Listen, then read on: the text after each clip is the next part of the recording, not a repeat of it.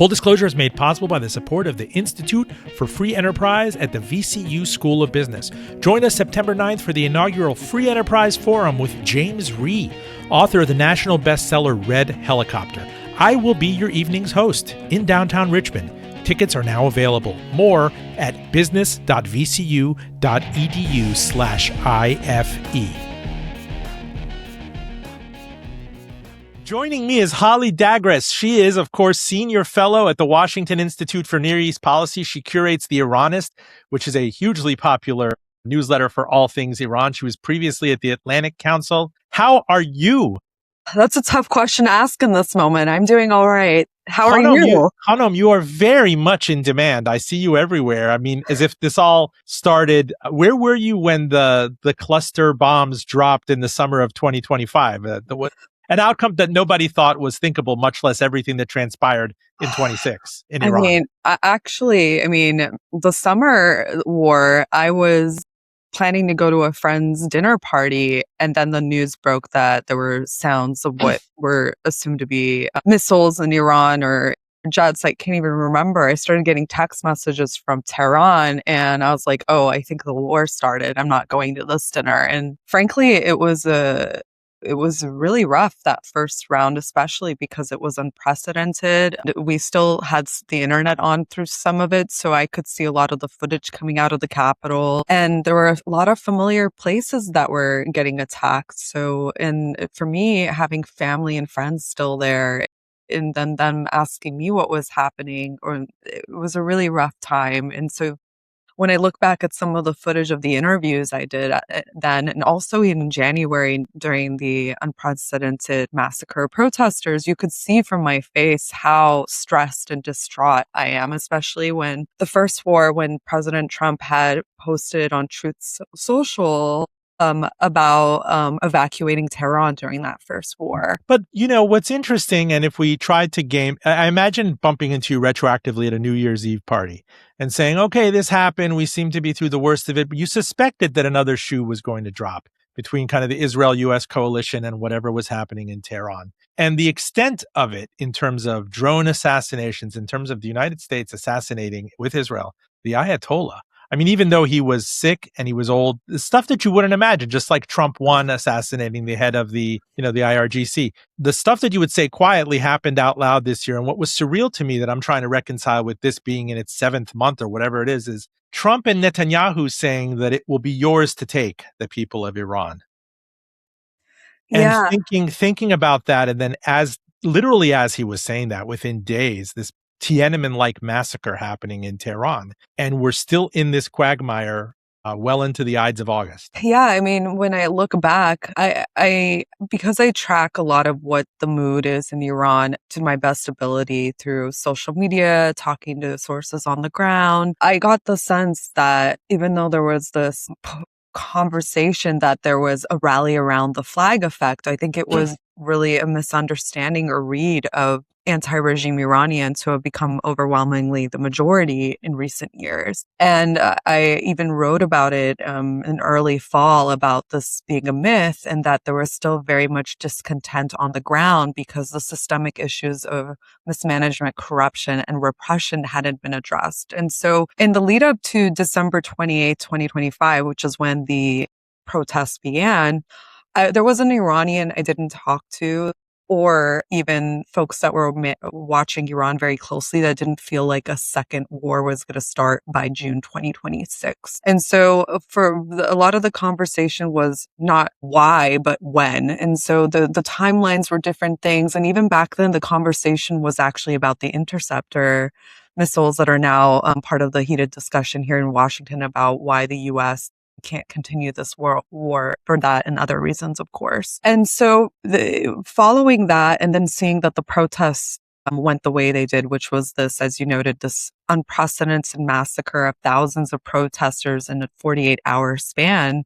I mean, when I look even now, there's still footage being uploaded online because there were these two big internet shutdowns, one during the January anti-regime uprising, of course, during the war. And so there were extraordinary numbers in the streets, numbers we haven't seen in years. And the testimonies, I don't want to get into the detail of that, but really, when you look at what happened in January, you recognize that the Islamic Republic felt that it was dealing with something that they had no control over, and that's why they resorted to this, as you noted, Tiananmen Square massacre. Holly, here's what I don't understand. To the lay listener and lay viewer out there, there are periods where I wouldn't say the full Iranian street erupts. Maybe that was in 2009 in the Green Revolution, but certainly it happened in 1999 with student uprisings and a crackdown there. There's a certain fecklessness to my mind in when people in the United States say, well, we should not intervene, but we should throw our support for the people. So what does throwing your support for the people mean if they get mowed down? Is there an implicit, we're going to give you air cover, or do you know what I'm saying? Like there's almost a logical fallacy. It's a little bit like Lucy and the football and Charlie Brown. And it seems like exactly that and then some happened. If the president of the United States and the head of Israel effectively put their prestige on the line and tell the world, they don't intimate it. They say, it's going to be yours. It's almost breathless. You saw the mood in the diaspora street here in the United States. And then within a few weeks, regime change wasn't on the table anymore. Yeah. And, to your point, when, a lot of what didn't get covered in the news enough was before the war began, there was, because of this unprecedented massacre, a call for responsibility to protect R2P. And it was from inside Iran. It was coming from prominent human rights lawyer Nasrin Sotoudeh, and for a multilateral UN intervention in Iran because of what had taken place. And we had, as you noted, President Donald Trump, Israeli Prime Minister Benjamin Netanyahu say that, yes, this is going to be yours to take. And when the war began on February 28th, it was the same day that Supreme Leader Ayatollah Ali Khamenei had been killed. And the little bit of social media videos I saw were of people dancing, of honking of horns, whatnot, things that you wouldn't even think were possible. And then I think it was reported 2 boys had gotten shot and killed in the back of their father's car in Mashhad, the holy city of Mashhad in the northeast, because he had been honking his horn. And then the internet goes down. And so in that moment, as you said, the diaspora had in unprecedented numbers taken to the streets on February 14th. And then the war began. And so there was a real assumption within not just the diaspora, but inside Iran that this was it. This was going to be the moment.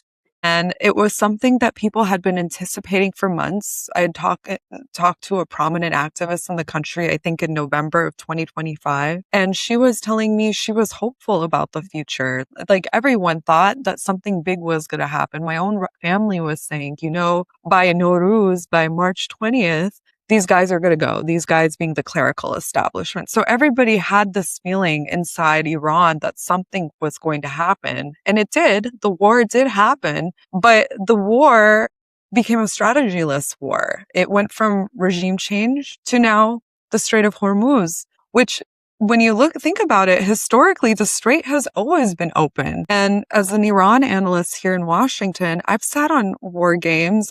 And war games have been happening for decades. And one of the ace cards people always throw during a war game is closing the strait. So for the president to say he didn't know, his generals have, of course, warned him. And so a lot of the decision, this is on the poor decision of President Donald Trump, unfortunately. And I think that's why we're in the quagmire we're in, where we're stuck in a strategyless war with really no way out. And the Iranians, at least the optics of it, are looking like they're coming out on top, unfortunately. What does the Shah's son in the United States represent? He has been saying now, he left before the revolution in 79. He got out. I believe he was trained at the Air Force training in the United States. There are a lot of expats, as you know, people with nostalgia for the 1970s and that era and the miniskirt era that believe that he's the leader. But I find that he did not much get time of day from this administration. So just to backtrack a bit about his role, I know that the closest thing to a leader of the opposition that you have seen. Yeah. And I didn't get into it earlier, but I talked about the 48-hour massacre that took place and the unprecedented numbers just days before January 8th and 9th, which is when the massacres took place. He had actually issued a call for people to go out in the streets at 8 p.m. And it was that call is why so many people went out. And, here in Washington, there's been a lot of skepticism about the former crown prince. They've even made comparisons to the Iraqi dissident or politician Ahmad Chalabi, but I don't think that's at all fair because during January, during that uprising, I saw extraordinary videos of Iranians chanting Javid Shah, long live the Shah, and then saying in akharin nabard Pahlavi barmigarde.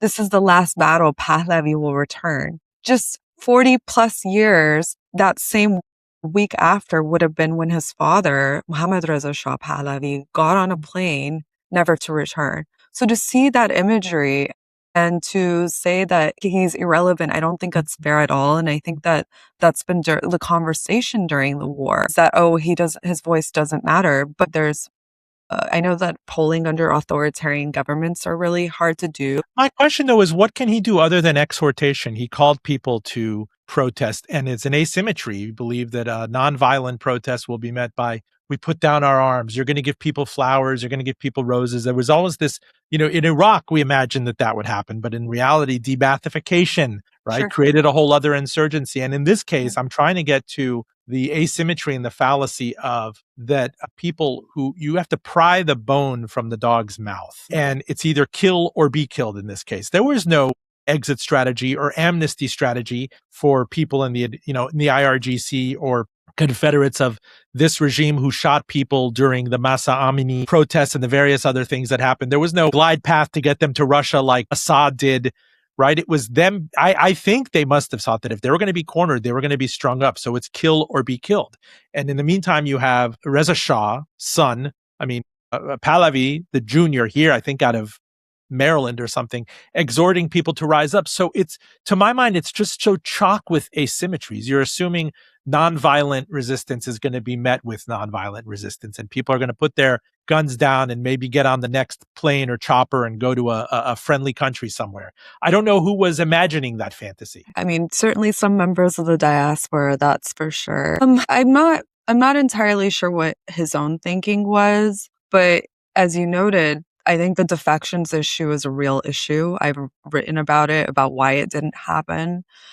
And as long as there's no defections, I don't think you could see this regime collapsing in the way that people anticipate. And I think that one of the things the Trump administration is trying to do is cut the coffers to security forces. At least that's what they claim they're doing through their new sanctions economic strategy or maximum economic pressure that they're doing in this moment. But, and that's why it was so complicated. I think that maybe there was an expectation that Iranians weren't going to kill Iranians, but we've been seeing this happen for years.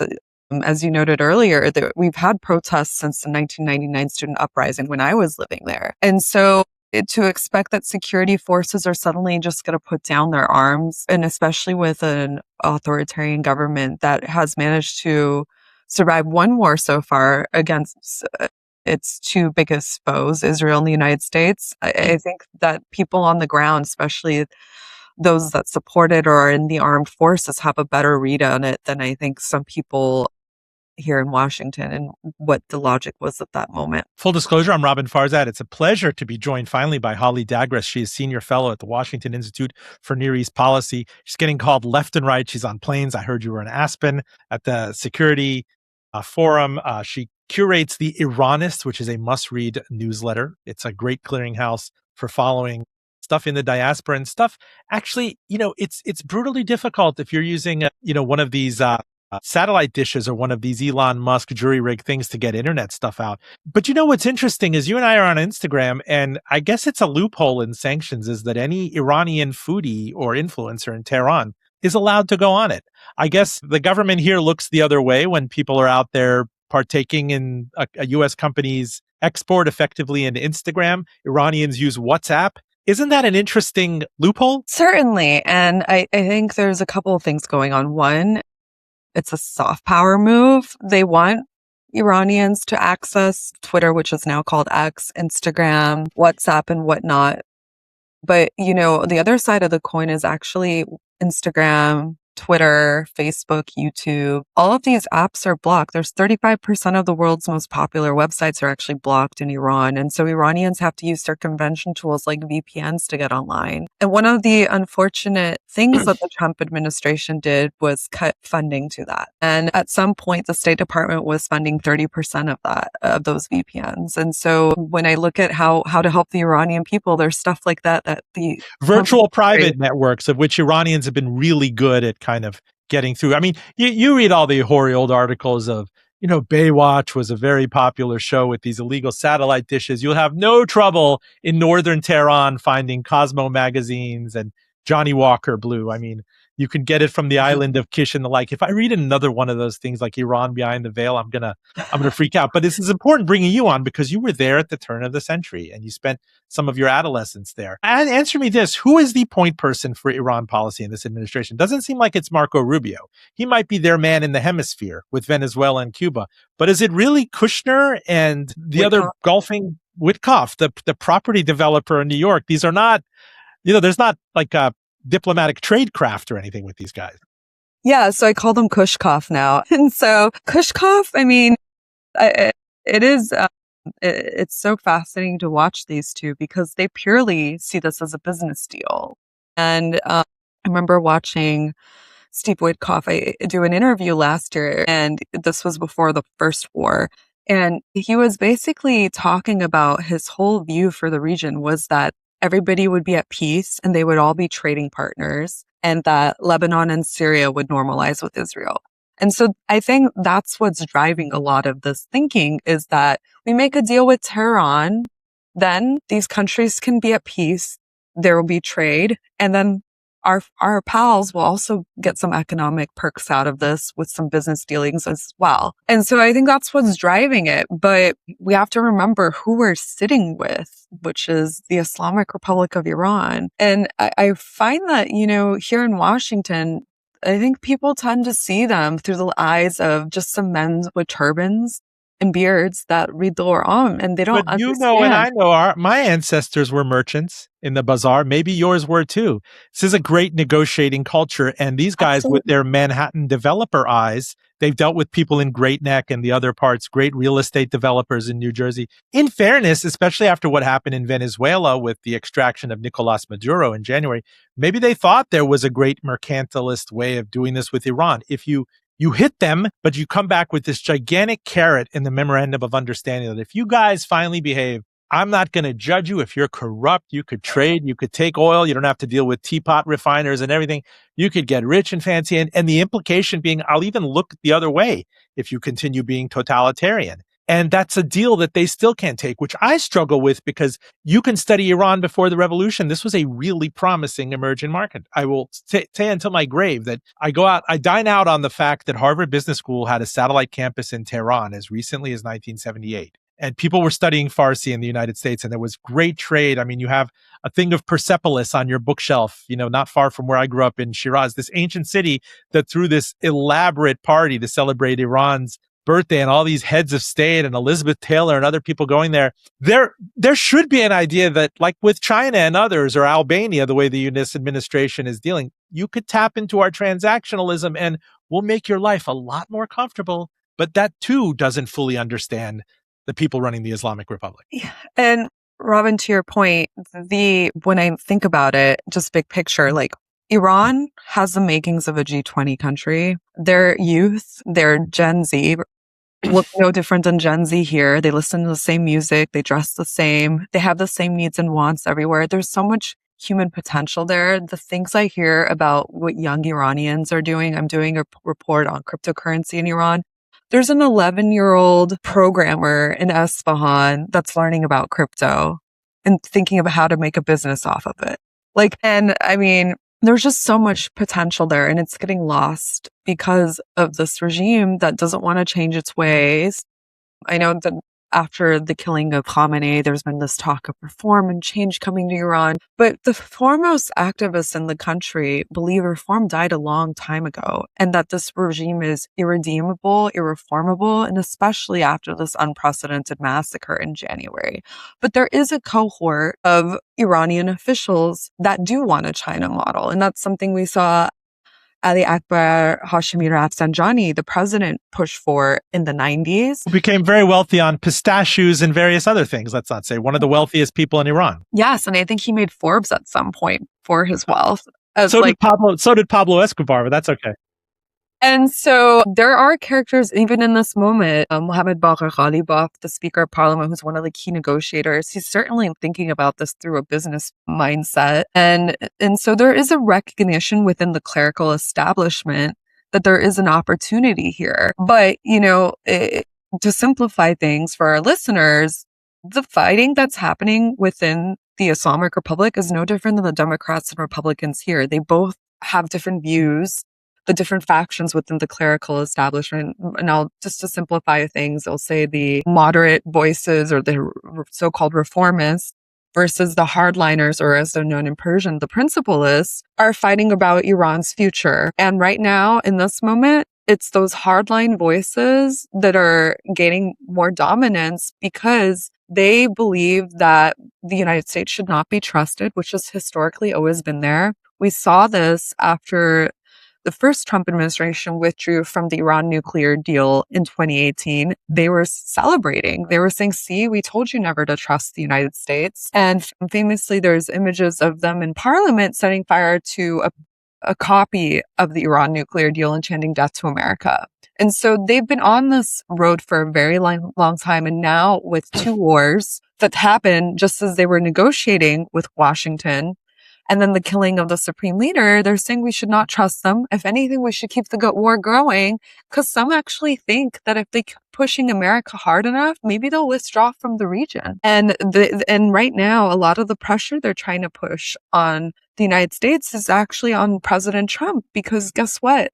These maximalist demands, they know that if they make them, Trump will either have to agree to them, or at least some of them, or if they keep going, then maybe it's going to hurt the midterms. It's going to hurt the gas prices. It's going to make Trump a very unpopular president. And I know there's a lot of comparisons to President Jimmy Carter in this moment, because the Iranians purposely weren't negotiating until the last minute. And then it was only after President Ronald Reagan was sworn in that they released the hostages. That they released the hostages. And they did that purposely to spite President Jimmy Carter. And so I think that they're going to start doing that to damage him.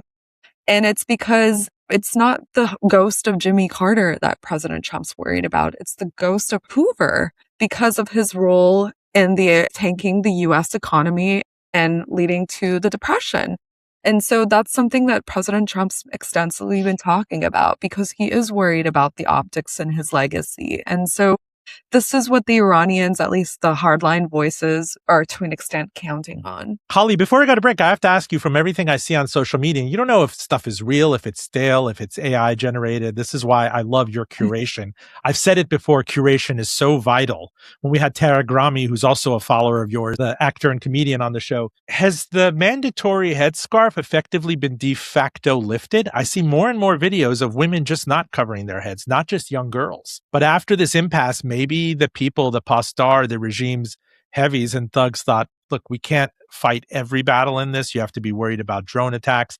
We got to protect Hormuz. You got to pick your battles in this. Have you noticed in your reporting that some of the pressure valves have kind of been widened? So I would say that this has been going on since Women Life Freedom. And that was the 2022 uprising that was prompted by the murder of a 22-year-old Kurdish Iranian by the name of Mahsa Jina Amini at the hands of the so-called morality police. And although that was a call for regime change, a lot of it was tied to mandatory hijab. And though they weren't successful in that quest for positive change in the country, what women and girls have been doing, and it's extraordinary, is though they've actually been taking off their headscarves, wearing shorts, wearing sleeveless shirts, dresses, and going out in the streets. And it's not just a North Tehran phenomena. It's something that's happening in much of the country. And what's really been happening since Women Life Freedom is that the regime has felt that they can't control this. This is out of their hands. But if you go to certain parts of the country, or depending on who you run into, there is still a policing by what's called hijab enforcers, which are just private citizens that are against this. But it's been extraordinary to watch. But granted, when I was growing up in Iran, when I moved there in 99, I remember like my headscarf was up to my eyebrows and I'd be terrified to show just a strand of hair. And slowly but surely the headscarf would go back. And I remember just in my teen years being like, you know what, I can see it one day where this is not going to be a thing. Cause like, how is it possible that we're getting away with some of this? And of course, whenever the morality police would show up, we just pull it back down. And then we had these horrific incidents where over the years, of course, of countless women and girls getting arrested, beaten, and famously Masa Gina Amini's incident. And so it's really, I give credit to the women and girls of Iran for being so brave that despite knowing what could come with doing something like that they're doing it. But, you know, in this moment, what's not getting a lot of airtime is this crackdown that's actually happening. And it's a crackdown in a different way. So because of the war atmosphere, the regime wants it to be a place of mourning because Khamenei was killed, because the country is under attack. There's been all these great cafes that have been opening in, I would say, like, half the tier area, like not North Tehran so much, but like central, south, almost going towards South Tehran. And the music performances outside of them, you see them on social. Yeah, they're amazing. And so this place has become like, somebody was saying it's like the new Brooklyn or something of Tehran. And so the Williamsburg of Tehran. Yeah, Williamsburg of Tehran. And like everybody like super hip, super cool. They're all hanging out at these cafes, enjoying themselves with the little bit of money that they're able to make. Like the only pastime they have is to go hang out at a cafe.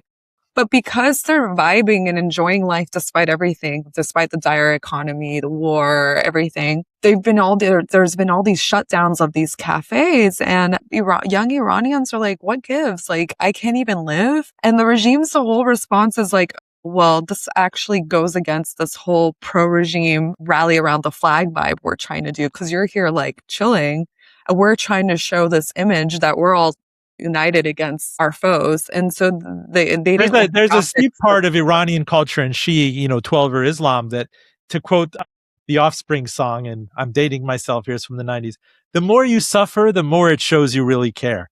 And in fact, they hand out onions to help you cry. And people don't understand this, kind of the self-flagellation, but I digress. We're joined by Holly Dagres. This is a joy to finally have you on. She's senior fellow at the Washington Institute for Near East Policy, and she curates the Iranist. Please do stay with us. Full Disclosure airs on NPR, Spotify. Please watch us on YouTube, Instagram, LinkedIn, the works. They're all at one neat link, fulldradio.com. Again, fulldradio.com. I'd like to give a shout out to our radio listeners on WVTF, Radio IQ across the great Commonwealth of Virginia. We are on WPBM in Asheville, North Carolina. Out west in Ventura, not Ventura Boulevard, but Ventura County, of course, is KPPQ. Holler if you too would like us on your air. My DMs, alas, are always open. And catch me every week on both CNN and NPR's Here and Now. If you're just joining us, I love that I'm finally being joined by Holly Dagres. She is senior fellow at the Washington Institute for Near East Policy. She curates the Iranist. She was formerly at the Atlantic Council. She spent her formative teenage adolescent years in Iran, and she is intensely patched in and connected. And you've been so in demand. They're flying you everywhere. You get interview questions. I'm flattered, as I like to say in a bit of Persian self-flagellation, that you would debase your LinkedIn profile enough to come on my humble show, Hanum. So thank you for that. And you're supposed to say, no, it's a real honor. No, what is it, back and forth? Like, somebody's offering you a plate, the last piece of tahdig. I will metaphorically offer you the last piece of tahdig in my life, Hanum. May I go to the grave offering you tahdig? Hey, Thank you very much. this is Very big honor. floral Iranian American language. I have to say, it is crazy. Iranian Americans are so disproportionately represented in tech and Silicon Valley. If you think about the CEO of Uber, if you think about executives at YouTube, various founders, commercial real estate. I mean, I like to say that we kind of punch above our weight as expats in this country. Yeah, and I'm very proud of our community. And, it was, for me, I because I spent some of my life in Iran and here in the United States, I remember I was living in West LA before I moved to Iran. And so much of my community around me was Iranian, but briefly, I remember moving to Camarillo, California right before. And I was the only Iranian in the school except for a girl, I think she was in elementary school that was half Mexican, half Iranian. And it was just such a strange thing having to explain to people I just spent summer vacation in Iran. This was right before I moved there, and having to stand in front of a map of the world and say, not Iraq, Iran, and my classmates being like, what? And then the reason I'm bringing this up is that, our parents especially have had to live under the shadow of this 444-day Iran hostage crisis. Some in our community have said that they're Italian, Greek, Persian, whatever. I recall this because I was Yeah. in nursery school. I was in pre-kindergarten. And so A lot of vitriol. I was a little kid, not that a 3-year-old could have been responsible for this, but. And dealt with a lot of discrimination, racism, and it was a really rough time for Iranians. And for some of these Iranians that didn't take everything they had with them, they were literally starting from scratch. And so to see people that literally came from nothing because of this revolution that happened to your point, becoming these successful members of the diaspora, it's so inspiring. But, a lot of the reason I went into this career actually was for a little bit of a different reason, which was that because I had grown up in Iran during the global war on terror and I came back to the United States to go to college, I was shocked that, after 9/11, we still didn't really have an understanding of the Middle East and Iran. And when I was living in Tehran, there was a real sense that the third country after Afghanistan and Iraq was going to be Iran. And so I spent heaps and bounds trying to humanize Iranians. And that's why I focus a lot on the people in my work over the past decade or so. And what was really nice, is that after Woman Life Freedom, I felt like my work had been done for me. Because all of a sudden, much of the world started seeing Iranians the way that I did, that they had the same needs and wants, that they weren't represented by the Islamic Republic, that they listened to the same music. I remember Sarina Ismailzadeh, who was the 16-year-old vlogger that was killed by security forces during Women Life Freedom. She was singing "Take Me to Church" by Hoser. And that became You wouldn't have imagined Ed Sheeran's hit Azizam. Azizam. No one would have imagined that crossover. And so I just feel like, it's so nice that people recognize us now as a community, that we're a force of nature, that the people, especially in Iran, are a force of nature, and that they're so inspiring, and that they see them as human beings now, and that they are also no different than an American and having those same needs and wants. And so it's been nice that I don't have to work as hard as I used to explain Iranians and that who they are to. But, shortly, I like to join that if I got a special hall pass from the supreme leader to go to Tehran and open Iran's first Chipotle, I would win a Nobel Peace Prize. I'd bring two great civilizations together and I'd become a billionaire, but I'd donate it all back to Iran. I don't need to do that. But this is the problem, Holly. I remember watching Jason Rezaian and his wife on Anthony Bourdain's Parts Unknown, and they're sitting there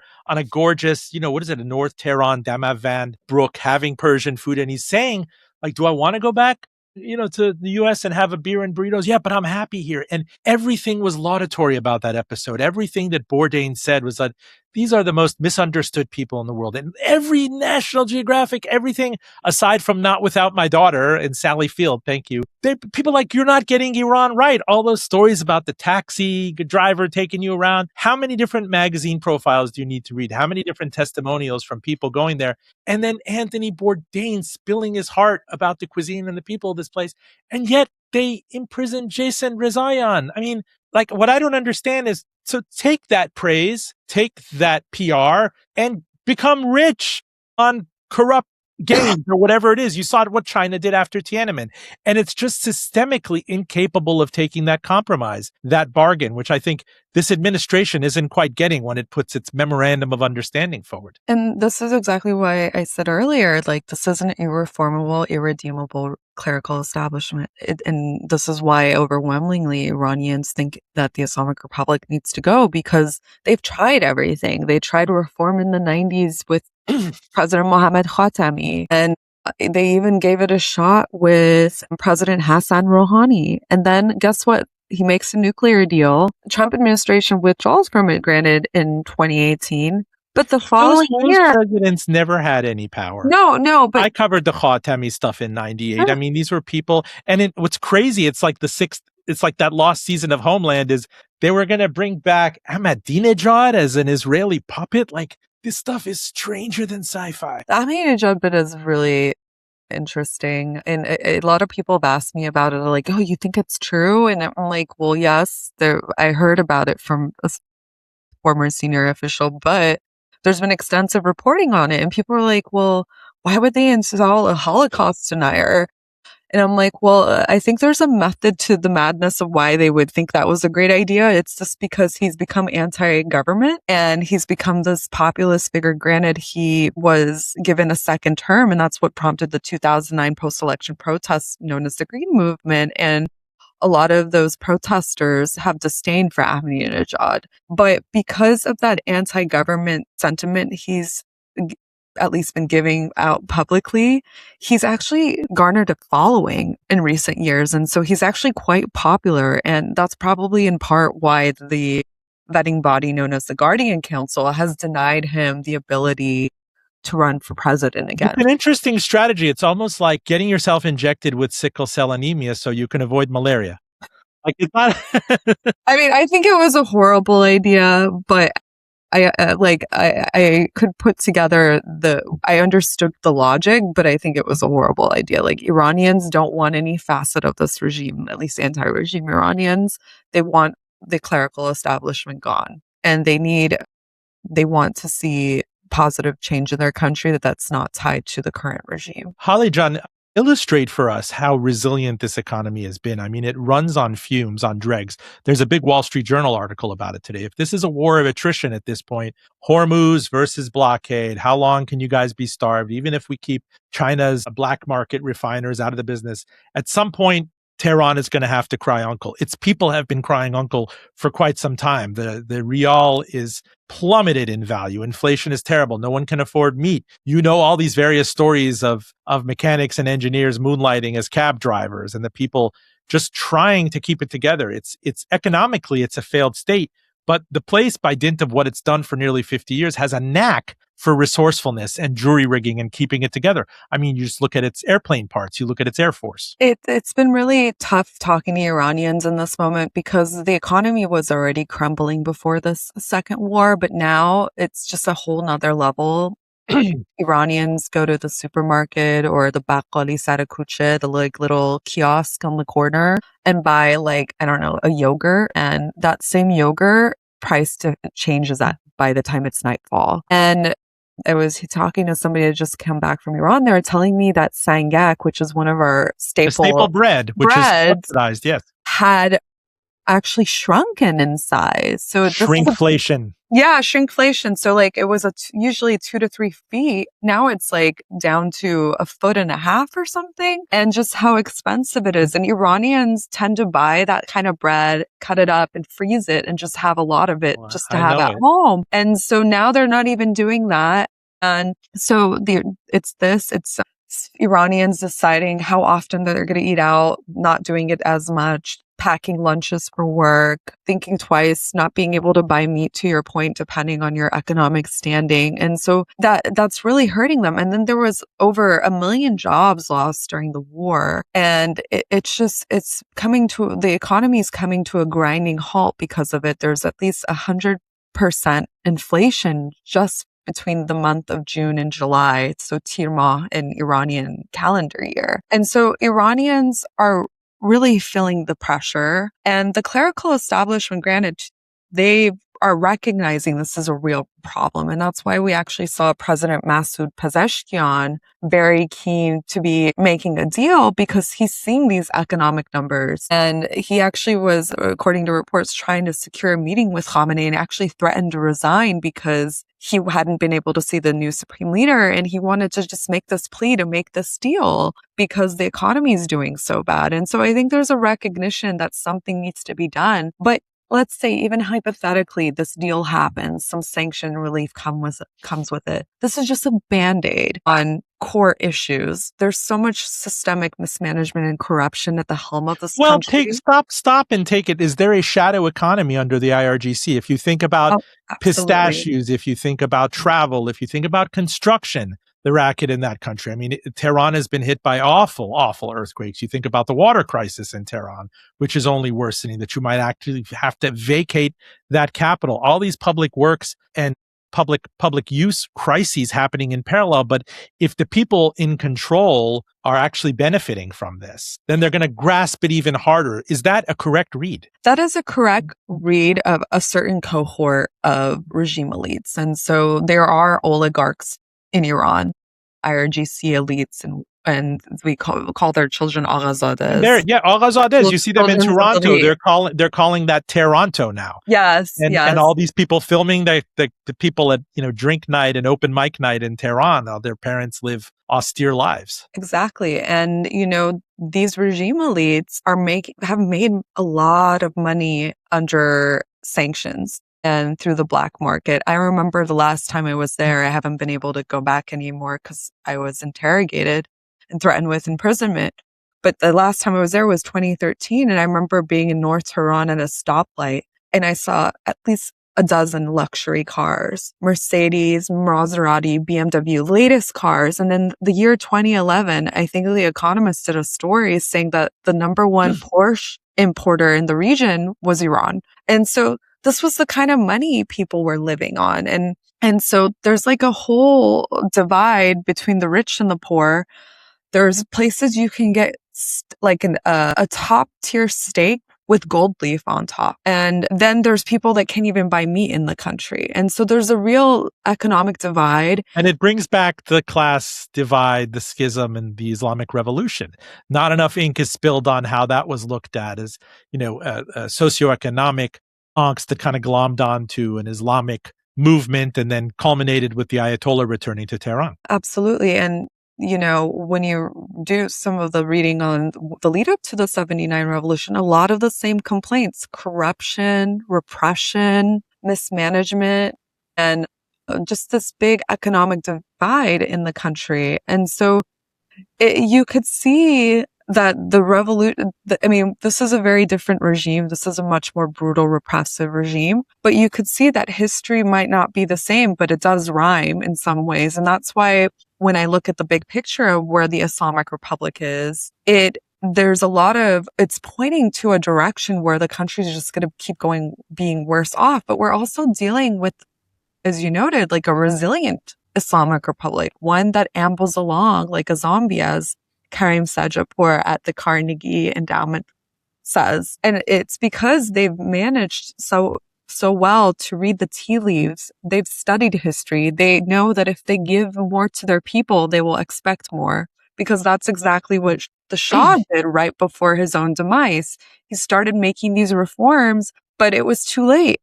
And so the people were not happy with it. And so in their mind, if we keep giving back to the people, they're going to expect more, and then they're going to come for us. And especially in this moment where they're so deeply unpopular and they're aware of it, it's a very dangerous recipe for the Islamic Republic. And so if anything, I just can see that they're going to continue doubling down. One of the examples right now is these horrific execution numbers, 900 at least since January. We haven't seen numbers like this since the 1980s. And I just saw a report from the Center for Human Rights in Iran saying that they're actually sentencing protesters from the January regime uprising. They're sentencing them by the dozen and just handing them death sentences. And a very prominent award-winning photojournalist, Yalda Moayedi, who is in Iran right now, she was actually briefly here in the United States because of her photojournalism. She just got handed a 15-year sentence for prison. And so when I see these trend lines, to me, this is a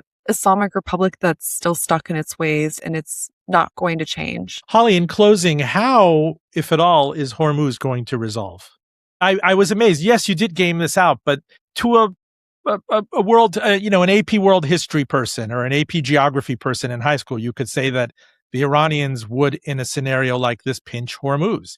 You don't have to be a bunch of chiefs of staff and people at the White House surrounding the president with maps and red, thumbtacks and the like. How does it work out? It seems like if you read this from a clear perspective, like they have Trump over a barrel and Trump doesn't want oil prices to shoot into the triple digits again. But there's also a whole other school of thought that says he's just stringing this along until after the midterms and he'll go ballistic on Tehran. I don't think that's entirely true, because just the other week, the Israel and the United States almost escalated, and they were going to hit energy infrastructure. And there was talk of them basically cutting the power in Tehran, which is considered collective punishment and a war crime. And that whole escalation was canceled because Arab states in the Persian Gulf, I think led by Saudi Arabia, called the president and were like, if you do this, they're going to come for our energy infrastructure. And the president thought twice about it, but it was only through a Truth Social post that the Israelis got the news that the escalation had been canceled. Do you believe all that? You don't believe I it's do. a ruse or it's like a Potemkin thing? Like what? Remember, they were in hot negotiations before the cluster bombs were sent in June of 2025, right? That was a head fake. It was a decoy. And similarly, there are whispers in this community that just wait after the midterms, and where he doesn't necessarily care anymore. He's fully a lame duck at that point. He will have lost at least the House. He's really not going to pursue a third term. Does he really care if it's Herbert Hoover-like? Do you believe that oil shooting into the triple digits would lead to a Great Depression? He seems to have more of a free hand to do what he wants and in his mind maybe finish the job. But I actually believe that was really happening. It wasn't just because there's enough reporting on it. I've had conversations with individuals that suggested that escalation was going to happen. And the energy infrastructure thing, it's been a conversation even during the original war earlier this year. But, this whole idea of midterms, gas prices, shortage on interceptors, I think those are real issues that the president has to consider. But to me, thinking that the midterms is going to be the end all to be all for him, I don't think necessarily. I think that sometimes because he's so moody and because so many people can change his mind so quickly, I think that the trajectory keeps changing. And so you see the way he lashes out at his staff, for example, over those interceptor issues. Those issues have always been there. They were there after the 12-day war in June of 2025. He was warned about it, but when things don't go the way he wants them to, he blames people like Defense Secretary Pete Hegseth, when I imagine he was informed about these issues. And so I really think that the onus of this war and why it's so strategyless is due to President Donald Trump and his thinking that because he took out Nicolás Maduro in Venezuela, that if he kills Supreme Leader Ayatollah Ali Khamenei, he's going to get the same deal. And some kind of Delcy Rodriguez type character is going to rise up from the ashes. It's the Delcy Rodriguez of Tehran. I mean... Well, I think that was the thinking. And, you see that there was this assumption if you start the war on over the weekend, you can end it by Monday so it doesn't impact the oil markets. And it still beggars credulity. I'm a lay person. This is not my area of expertise, but you game this stuff out. And the reporting coming out that Marco Rubio and the others are like, you're going to break it, you're going to buy it, you're going to own this. And that's why our allies are so frustrated. In a typical administration, they wouldn't have gone to war without their allies. It would have been like a coalition of the willing. There would have been a talk about going to the UN and kind of explaining the logic behind this war once upon a time. And so in this moment where the Strait of Hormuz is impacting much of the global economy, it would be beneficial for our European allies to come in and help. And they have to in little degrees to an extent, but in a different circumstance, in a different administration, they would have been more involved right now to fix this problem. And they're not. And it's because they're looking at how the administration is just going on its own, not consulting its allies, oftentimes insulting them. And they're kind of just like, let Trump fall on his own face. He broke it, so he's got to buy it. And it's really frustrating as an American and as a policymaker here in Washington, because most of us have not been consulted on this war. Most of us aren't being asked, was this a good idea? How do we do this? And the people I talk to that are in government right now, I don't know if anything I'm saying is penetrating, because at the end of the day, it's several people in the room. It's Kushkov, it's Trump, it's Secretary of State Marco Rubio, and Vice President J.D. Vance. And they're the ones that get to decide how they're going to do this war. Kushkov is such an interesting portmanteau. You should patent it. And I wonder if it translates into something nasty in Farsi. I bet it does. I'm not sure. Don't think on it too much, because Obama was Obama. He's with us, right? Yeah. No, it's Holly Dagres, it's been a joy having you on. Clearly, I could have gone on for hours, but I know you have a plane to catch. I know you're in demand, and it's great that we finally had you on the show. No, it was a real treat. دستتون درد نکنه. مرسی از دعوتتون. And سرت درد نکنه. شب و روزت بخیر. We're gonna have a side chat of